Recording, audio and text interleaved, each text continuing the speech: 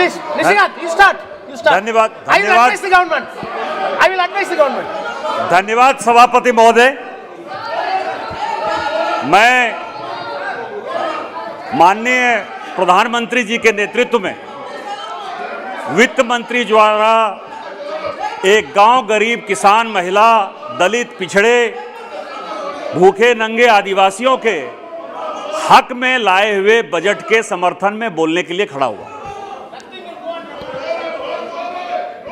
सभापति महोदय, Nothing will go on record except Nishikant. जब अभी कांग्रेस के लोग बोल रहे थे और उनके जो मेन स्पीकर बोल रहे थे, तो मुझे हमेशा लगता था कि कांग्रेस एक पुरानी पार्टी है, सोच समझकर बोलती है, नियम कानून की जानकारी है। लेकिन मैं आपको बताऊं सभापति महोदय कि आजकल कांग्रेस जो है वो सेलेक्टिव एमनीसिया की शिकार है। उसको जो अपने पक्ष में नजर आता है उसके बारे में बात करती है। जैसे कि जो उनके मेन स्पीकर थे सभापति महोदय, बायकॉट उन्होंने जानबूझकर कर लिया कि कांग्रेस पार्टी को कितना इतिहास और भूगोल पता है या चीजों के बारे में कितनी जानकारी है। आज माननीय प्रधानमंत्री जी ने, यहाँ के लोकसभा के स्पीकर ने लता जी के मृत्यु के ऊपर जो है संवेदना व्यक्त की, दुख व्यक्त किया, पूरा देश दुख में है। लेकिन कांग्रेस पार्टी के जो मेन स्पीकर थे उनकी जानकारी के बारे में मैं बता दूं कि कल उन्होंने ट्वीट किया सभापति महोदय कि लता मंगेशकर जो है वो गोवा में पैदा हुई और गोवा में होने के कारण इतनी शेमफुल बात है कि कांग्रेस को यह भी नहीं पता कि भारत रत्न लता मंगेशकर जी इंदौर में पैदा हुई, गोवा में वो नहीं पैदा हुई, उनका पुश्तैनी नहीं करता।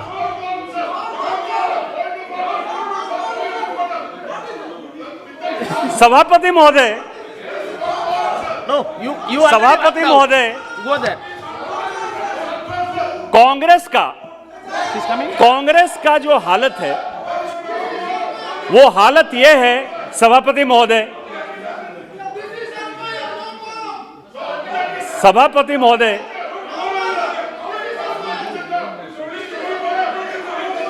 सभापति महोदय,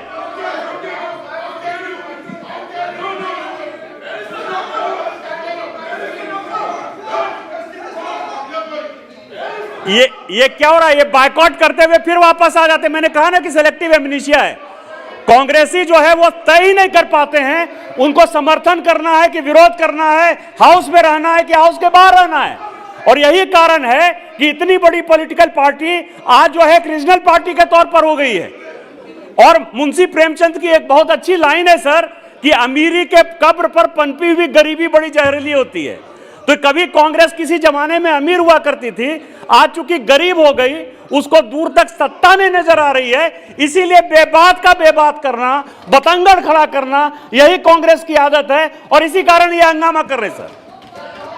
अभी मैंने दुष्यंत कुमार से लेके गालिब तक की सारी गजलें जो है और कफलेट जो है सुन लिया। उनके पास बोलने के लिए कोई शब्द नहीं है। क्या है कि जब कांग्रेस का शासन था सर, तो उनके लिए एक बहुत अच्छा जो है शायरी है कि ना मांझी न रहबर न हक में हवाएं, ना मांझी न रहबर न हक में हवाएं, है कश्ती भी जर्जर, ये कैसा सफर है। कांग्रेस को अपने सफर के बारे में पता ही नहीं था सर। और हमारे प्रधानमंत्री जब से पिछले 8 साल से बने हैं, उनकी एक लाइन है सर, वो हमेशा कहते हैं, वो ये कहते हैं कि अलग ही मजा है फकीरी में अपना, ना पाने का गम है ना खोने का डर। ये जो बजट है सर, ये बजट इसी तरह से है। मैं आपको बताऊं,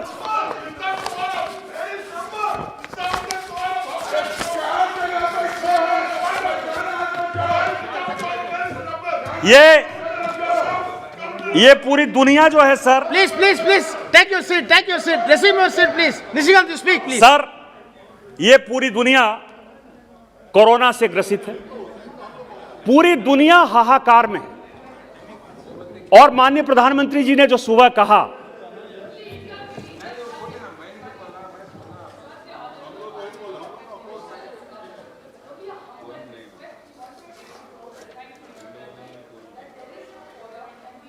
that it's very important The budget of this country is going on. All we are requesting is that we expect the Cabinet Minister of Finance to be a part of this debate. Okay, thank you. Thank you. We appreciate that. We appreciate that. We are Yes, just. she is coming. Please Thank cooperate you. to the House. Because Thank we have you. to pass the budget And as all early we as are possible. bringing to the notice is there is no Yes. quorum is what we are bringing to Yes, your yes. notice, sir. That's all. There is no quorum. It's Yes, an your important point, issue. your point has Yeah, the budget has is been a taken. very important document. Yes. Let's all Well take taken. it seriously. Points well taken. Thank you. Please. Let me clarify. From opposition side, when discussion was initiated, Honorable Finance Minister was sitting in Raj Sabha because it is Yes, yes, we know the entire House witnesses sir, that. sir, Yes. let me clarify, sir. It was Let- displayed in the screen, na? No, Everybody no, knows. let me clarify, sir. And now MOEC is there, and two cabinet ministers are here. No, one cabinet minister is here. One cabinet. No, yes. Okay. Okay. Virendra There are two cabinet ministers. Yes, yes, let us continue the proceedings. Maranji, you please try to Joshiji. understand. He is cabinet minister, I am cabinet minister. Please try to understand. Document. She is No, coming. Supriya. Every time, Put into rest. please. every time finance minister will not be present. When you initiated the discussion, honorable finance minister was there, and now MO is there, and other senior cabinet ministers are there. Yes, yes, yes. Please, please. Continue, please. Nishikant. Honorable member Nishikant, you can सभापति महोदय। continue to speak. चार जगह बैठे हैं। सभापति महोदय, ये इन लोगों का दिवालियापन है कि जब इनको लगा कि हमारे 5 आदमी के बाहर निकलने से कोरम का मुद्दा उठाया जा सकता है, तो वो बाहर से यदि आना है तो मैं सारे कांग्रेस पार्टी के लोग जो बाहर खड़े हैं और पूरा देश को मैं टेलीविजन, लोकसभा टेलीविजन वालों से आग्रह करूंगा कि वो दिखाएं कि किस तरह से डिरेल करने के लिए इस देश में माननीय प्रधानमंत्री जी चूंकि गरीब हैं, पिछड़े हैं, दलित को सम्मान देना चाहते हैं, महिलाओं को सम्मान देना चाहते हैं, किसानों को अधिकार देना चाहते हैं, और इस कारण से ये सभी बायकॉट के तौर पर जो है कोरम की बात उठा रहे हैं। ये कोई तरीका है सर कि वो लॉबी में खड़े होकर और उसके बाद कोरम की बात कर रहे हैं? ये सदन चलाने का मैं ये मानता हूं कि सरकारी पार्टी होने के नाते इस सदन में हमारे लोगों की संख्या होनी चाहिए, लेकिन जब कभी भी कांग्रेस का शासन था 2004 से लेकर 2014 तक, तो मैक्सिमम टाइम कोरम जो है भारतीय जनता पार्टी ने पूरा किया, हमने पूरा किया। हमारे लोग यदि नहीं होते, Please, आप please, मंत्री थे सर, निशिकांत, राजा साहब आप मंत्री थे Please, और हमने कोरम को पूरा किया है। No. और 4 जगह बैठे हुए Come to the point. Rajya Sabha में कौन लोग We हैं, are कौन discussing लॉबी the में बैठे president हुए हैं, address. Please कौन come to जानता the है? point. पूरा देश कोरोना से जूझ रहा है सर। ग्लोबल वर्ल्ड की पूरी अवधारणा खत्म हो गई। हमारे वेद पुराण में जो लिखा गया कि अयं निजः परो वेत्ति गणना लघु चेतसाम उदार चरिता नाम तुम वसुधैव कुटुंबकम, सब खत्म हो गया। आप ये समझिए कि पिता का लाश जलाने के लिए बेटा वहां नहीं जा रहा है, बेटे की सेवा करने के लिए मां वहां मौजूद नहीं है, कोई समाज जो है कंधा देने को तैयार नहीं है। इस सिचुएशन में यह देश है और इस देश का बजट आया है। क्या हम सबों की सामूहिक जिम्मेवारी नहीं है कि इस बजट के बारे में चर्चा करें, उसके अच्छाई के बारे में बताएं, उसके बुराई के बारे में बताएं, और फिर देश को बताएं कि हमने किस तरह से कोरोना के होते हुए भी पिछले 2 साल में 9% से ज्यादा इकोनॉमी को बढ़ाया है, जीडीपी को बढ़ाया है। क्या यह अपोजिशन का फर्ज नहीं है? और मैंने जो आपको कहा कि मुंशी प्रेमचंद्र की जो वो लाइन है सर कि अमीरी के कब्र पर पनपी हुई गरीबी बड़ी जहरीली होती है, 10 साल सत्ता भोगने के बाद, 70 साल में 60 साल ये सत्ता भोगने के बाद कांग्रेस को जब ये दिखाई दे रहा है कि वो कभी सत्ता में वापस नहीं आएगी, तो इस तरह के हथकंडे अपनाकर, इस तरह की घटियापंथी कर वो डिबेट को रोकना चाहती है और वो गांव गरीब और किसानों के हक को मारना चाहती है। एक कहावत है हमारे यहां बिहार में सर कि सावन में जो बच्चा पैदा होता है ना, उसको सब कुछ हरा हरा दिखाई देता है। मैंने पूरे के पूरे बजट के स्पीच को, कांग्रेस के स्पीच को देखा। आप मंत्री रहे सर, मनरेगा का कानून जब आप मंत्री थे सभापति महोदय, राजा साहब, हम लोग जब एमपी थे तो हमने मनरेगा का कानून पास किया। क्या ये पता नहीं है कि मनरेगा एक डिमांड ड्रिवन प्रोग्राम है? जितना पैसा चाहिए, जहां चाहिए वो सरकार देगी, और इसीलिए सरकार जो है एक नेशनल बजट देती है। आप तो कभी 35,000 40,000 करोड़ से आगे ही नहीं गए। मुश्किल से पिछले 7-8 साल में 4 करोड़ 5 करोड़ की आबादी बढ़ी होगी। 130 करोड़ लोगों के लिए यदि हम 1 लाख करोड़ तक गए और इस बजट में यदि हम 73,000 करोड़ गए हैं तो जितना मांगा जाएगा। क्या इसी तरह का डिबेट और डिस्कशन होगा? मैं आपको बताऊं कि ये interlinking of river Ken Betwa एक प्रोजेक्ट है सर। मैं बजट में आना चाहता हूं। इस बजट में इस देश के बहुत बड़े नेता हैं सर, युवराज हैं, हम लोग छोटे आदमी हैं, उनका नाम नहीं लेना चाहते। के.एल. राव, नेहरू जी के समय, इंदिरा जी के समय, ये इस देश के हालत ऐसे हैं कि कहीं सूखा है और कहीं बहुत बारिश है। पानी की स्थिति है कि कहीं नदियों में जो है काफी बाढ़ आ जाती है।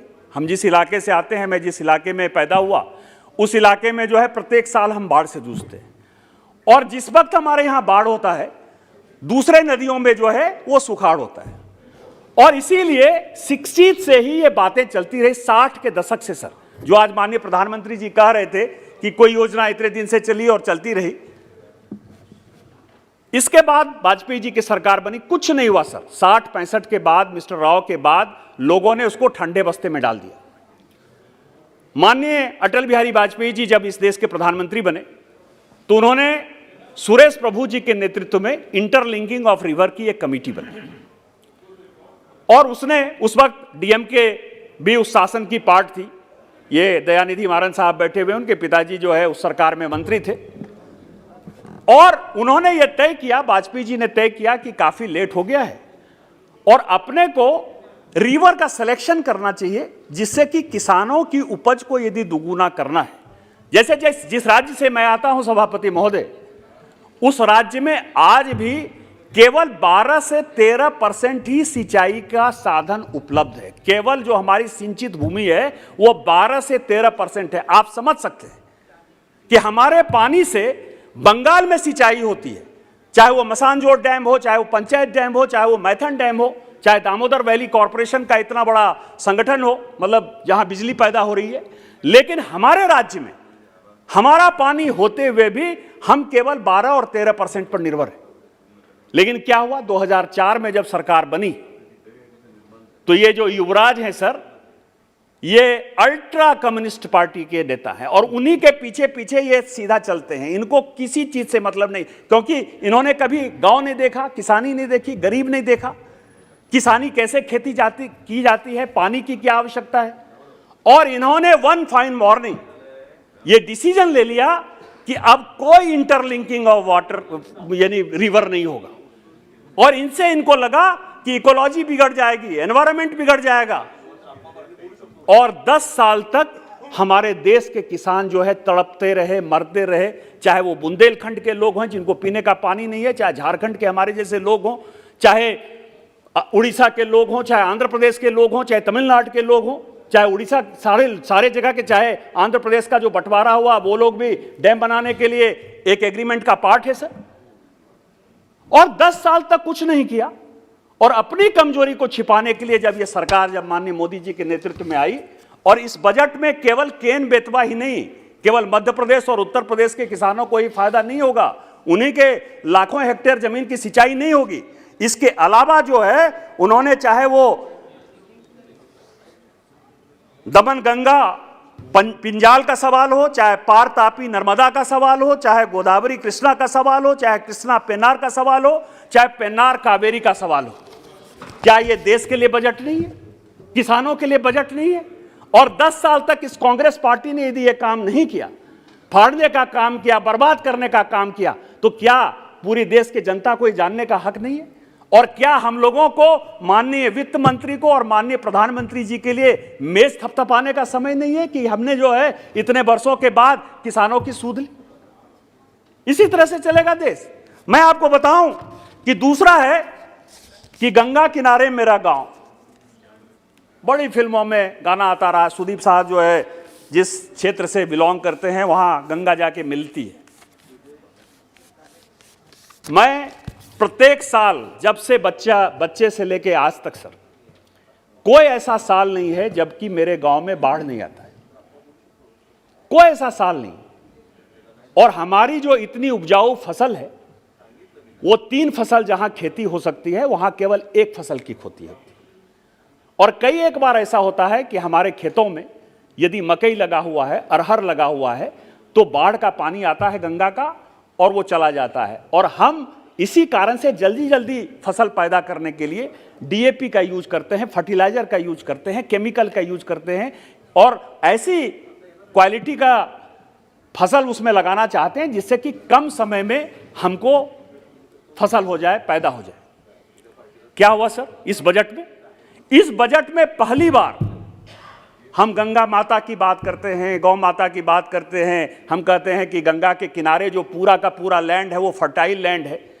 लेकिन इस बजट में पहली बार ये दिखाई दे रहा है ना सर कि 5 किलोमीटर चौड़े दायरे में, चाहे बायां में चाहे दायां में, हम पूरी की पूरी ऑर्गेनिक खेती के लिए जो है ये सरकार कटिबद्ध है। माननीय प्रधानमंत्री जी ने कहा कि इससे जो है और ऑर्गेनिक खेती का जो प्रचलन है, यहां जो सिक्किम के सांसद बैठे हुए हैं, यदि उनसे पूछा जाए सर कि सिक्किम एक ऐसा राज्य है जिसने नॉर्थ ईस्ट में और पूरे देश में जो है उसने एक दिशा दिखाने का काम किया है कि ऑर्गेनिक खेती करके 100% है और उसके कारण किसानों को जो दुगुना नहीं तिगुना और चौगुना जो है उनके फसल का कीमत मिलता है और उनकी आय दुगुनी तिगुनी हो रही है।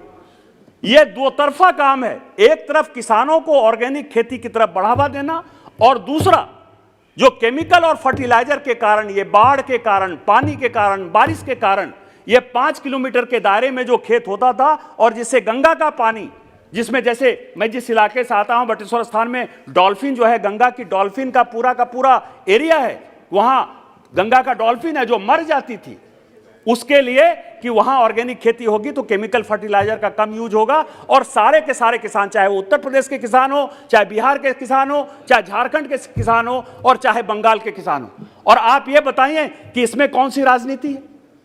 आज झारखंड में जो है कांग्रेस समर्थित सरकार है, आज यदि बंगाल की बात करें तो टीएमसी की सरकार है। तो क्या हमने जो है किसानों की यदि बात की, बजट की बात की, तो आप नहीं सुनना चाहेंगे?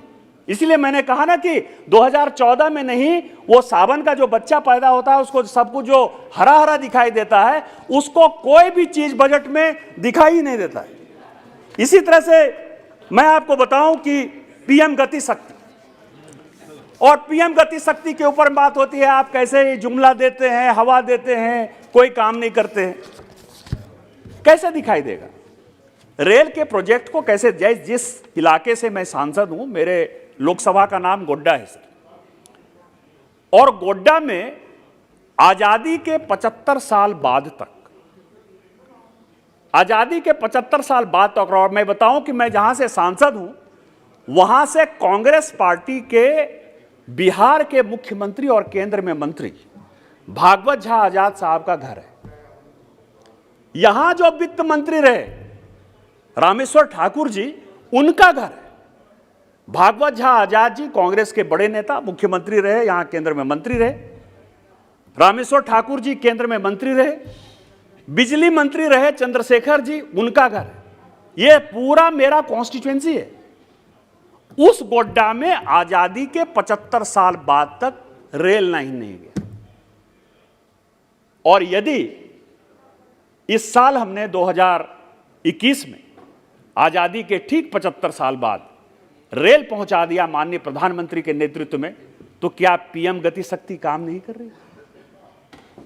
क्या गरीबों को रेल देखने का अधिकार नहीं है? मैं आप लोगों को फोटोग्राफ दिखाऊंगा तो आप लोगों को आश्चर्य होगा कि जब रेल का उद्घाटन कर रहे थे, उस रेल को देखने के लिए 5 लाख की भीड़ गोड्डा में। आज भी ऐसा जगह है, ऐसा रिमोट एरिया है जहां की रेल नहीं है।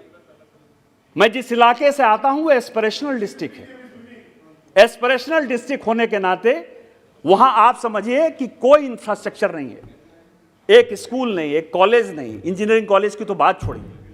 आज मेरे ही इलाके में 3 केंद्रीय विद्यालय है, 2 पॉलिटेक्निक कॉलेज है, 2 इंजीनियरिंग कॉलेज है, 2 नवोदय विद्यालय है, एग्रीकल्चर के 2-2 कॉलेज हैं, डेयरी के 1-1 कॉलेज हैं, एम्स है और 4 लेन का जो है कम से कम नहीं भी कुछ तो 6 नेशनल हाईवे हैं।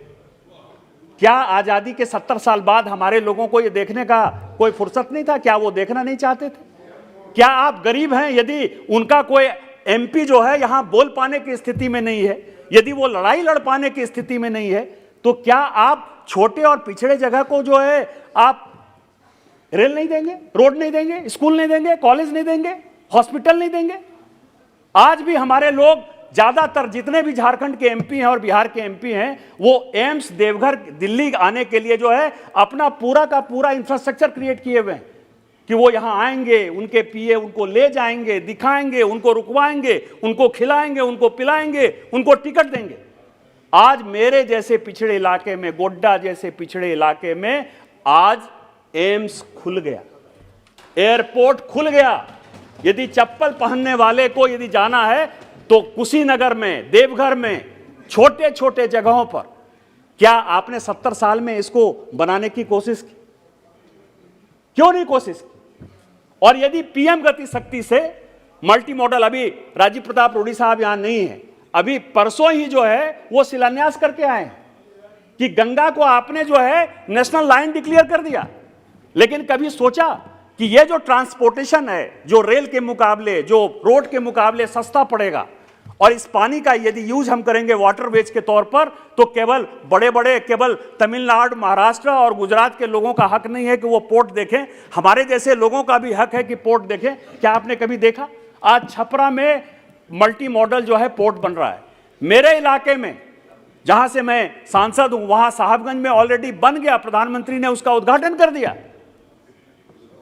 वहीं के इलाके में मैं आपको बताऊं कि 60 साल में लोग मर गए, भूखे प्यासे मर गए, आंदोलन होता रहा कि गंगा नदी में एक पुल होना चाहिए झारखंड में। आज तक आपने उसको राष्ट्रीय प्रोजेक्ट नहीं घोषित किया और वो नेशनल हाईवे नहीं बन गया, उसका काम चालू हो गया और 2 साल में जो है वो गंगा नदी पर पुल बन जाएगा।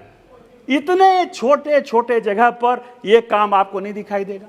आप पीएम गति शक्ति का जो है मजाक उड़ाते रहिएगा, इसीलिए उड़ाते रहिएगा कि आप अच्छी अंग्रेजी बोलते हैं, अच्छे जगह से आते हैं, कहीं विदेश में जो है, कहीं अमेरिका में रहे हैं, लंदन में रहे हैं, आप दिल्ली की जो है राजनीति करते हैं, दिल्ली के राजनीति करके जो है आप अपना रिलेशन बनाए हुए हैं, तो आप अपने क्षेत्र में जो है बड़ा बड़ा प्रोजेक्ट ले जाते हैं, और जो गरीब सांसद है वो 5 साल में, 10 साल में ऐसे ही बियाबान में खो जाता है और उसके लोग इंतजार करते रहते हैं कि आ जाएगा, आ जाएगा, आ जाएगा। और यदि उसको माननीय प्रधानमंत्री जी आज पूरा कर रहे हैं तो गांव गरीब किसान उनको वोट क्यों नहीं देगा, और वो लगातार जब तक चाहेंगे इस देश के प्रधानमंत्री क्यों नहीं रहेंगे, ये आपके सोचने का विषय है।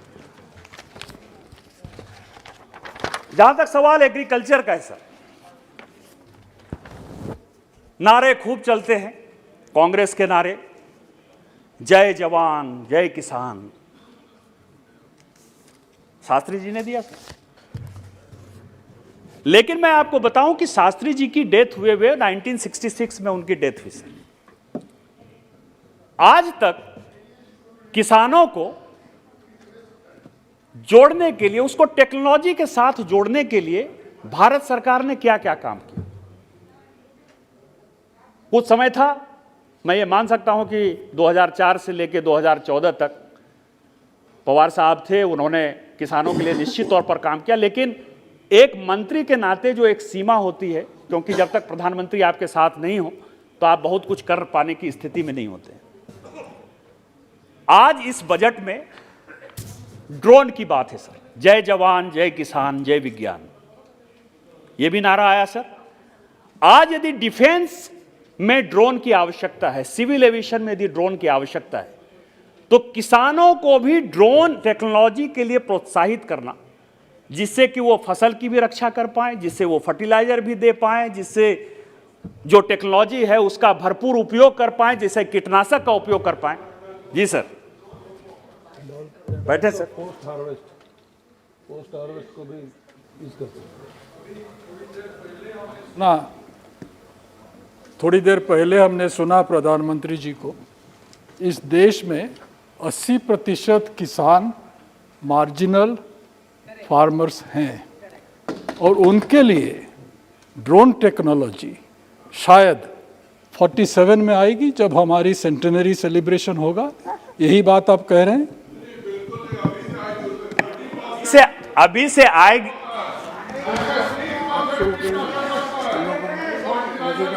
हाँ।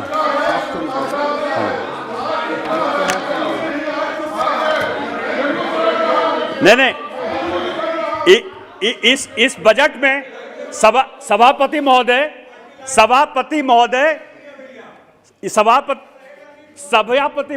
इस बजट में दुबे जी, इस बजट में सभापति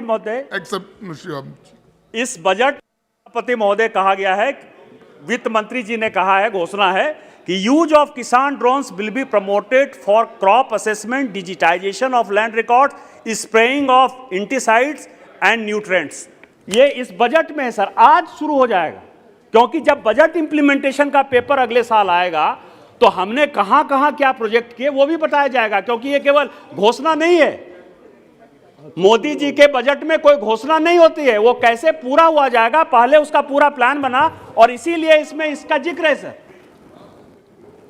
आप ये समझिए कि यदि पूरे बजट को यदि आप देखेंगे तो क्वालिटी एजुकेशन की बात है। हम लोग सभी, चूंकि मैं तो काफ़ी पिछड़े इलाके से जो है यहाँ पढ़कर आया हूँ, बाबा साहब अम्बेडकर के संविधान के कारण मैं यहाँ का सांसद हूँ, लेकिन आप ये बताइए कि कोरोना काल में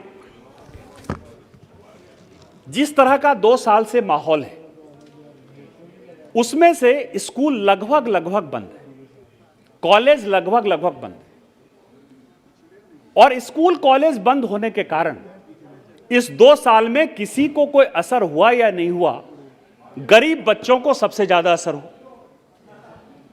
और उसका कारण यह है सर कि मैं फिर कहूंगा कि जिस एस्पिरेशनल डिस्ट्रिक्ट से मैं आता हूं और जिस एस्पिरेशनल डिस्ट्रिक्ट की बात यह कही गई है, वहां हालत आज ये भी है सर कि आज भी हम 4G या 5G की तो बात छोड़िए, इंटरनेट और मोबाइल पर प्रॉपर बात नहीं कर सकते। जब आप बात नहीं कर सकते तो गांव में आप बच्चों को कैसे पढ़ाएं? और बच्चों को फिजिकल क्लास तो चल नहीं रहा है। पहली बार किसी प्रधानमंत्री ने या वित्त मंत्री ने अपने बजट में जो है कि यूनिवर्सलाइजेशन ऑफ क्वालिटी एजुकेशन, और उसमें से कैसे टीवी के माध्यम से, कैसे डिजिटल यूनिवर्सिटी के माध्यम से, और किसी तरह से रीजनल लैंग्वेज, यहां लैंग्वेज की बहुत बात आती है सर कि लैंग्वेज के, जिसको हिंदी आता है वही नौकरी कर सकते हैं, जिनको अंग्रेजी आता है वही नौकरी कर सकते हैं।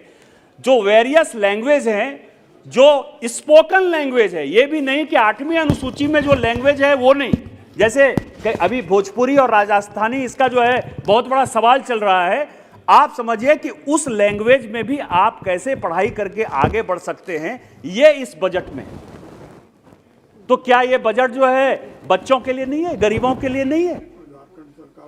और झारखंड, मैं आपको बताऊं, और मुझे इस बात का बहुत फक्र है कि आज झारखंड सरकार ने एक पूरे 2 साल में, कोरोना काल में, जिस ज्ञानोदय ऐप का यूज किया, जिसके कारण कि पूरे झारखंड के बच्चे पढ़ रहे हैं, वो ऐप जो है मैंने डेवलप करवाया। वो ऐप मेरे लोकसभा गोड्डा में डेवलप हुआ। और जो लोग बिजनेसमैन का विरोध करते हैं, मैं आपको बताऊं कि अडानी का एक पावर प्लांट आ रहा है मेरी कॉन्स्टिट्यूएंसी में, और मैंने उनके लोगों को कहा कि आप इस ऐप के लिए मदद कीजिए। उसका सारा का सारा पैसा CSR में मैंने लिया, और आज वो पूरे झारखंड को जो है बच्चों को, गरीब बच्चों को पढ़ा रहा है। आप क्या CSR की बात नहीं करेंगे? आप बिजनेसमैन के कंट्रीब्यूशन की बात नहीं करेंगे? आप उस छोटे से पिछड़े इलाके की बात नहीं करेंगे कि गोड्डा भी जो है पूरे झारखंड को, पूरे देश को जो है दिशा दिखा सकता है? ये सिचुएशन है। और इसी कारण से माननीय प्रधानमंत्री जी को यह पता था कि छोटे छोटे जगहों को यदि बच्चों को आगे बढ़ाना है तो ये जरूरी है, और इसीलिए इस बजट में एक बहुत बड़ा काम जो है उन्होंने किया। दूसरा है सर, हर घर से नल।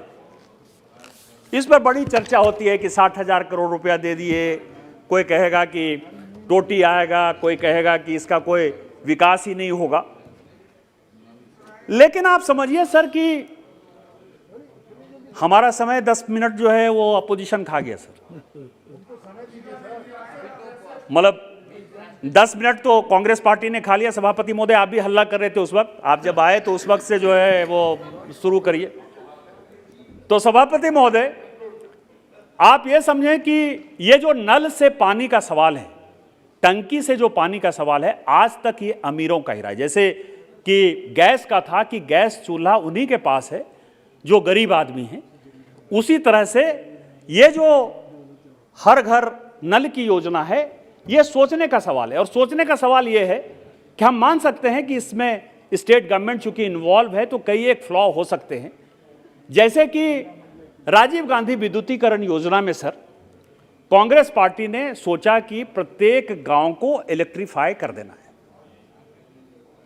और इलेक्ट्रिफिकेशन में क्या किया सर उन्होंने कि एक फेज का लाइन जाएगा और जो बीपीएल परिवार होगा उसी को मिलेगा। बीपीएल के बारे में भी एक कहानी मैं बता दूं, माननीय प्रधानमंत्री जी जिन बातों को कह रहे थे ये बजट में है सर।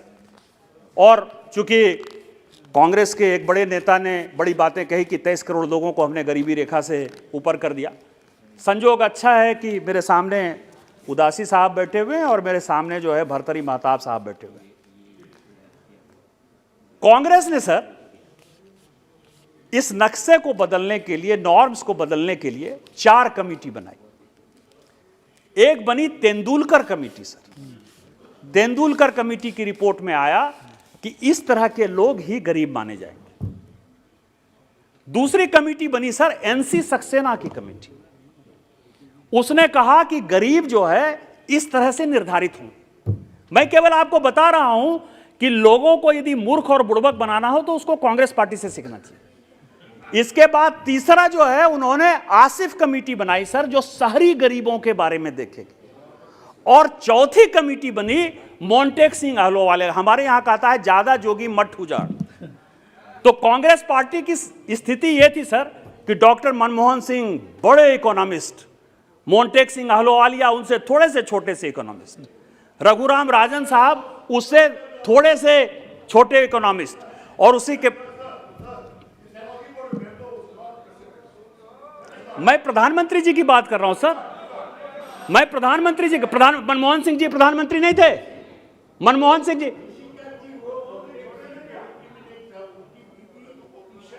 अरे मोन्टेक सिंह अहलूवालिया की कमेटी बनी, आप मंत्री थे, आप मंत्री थे।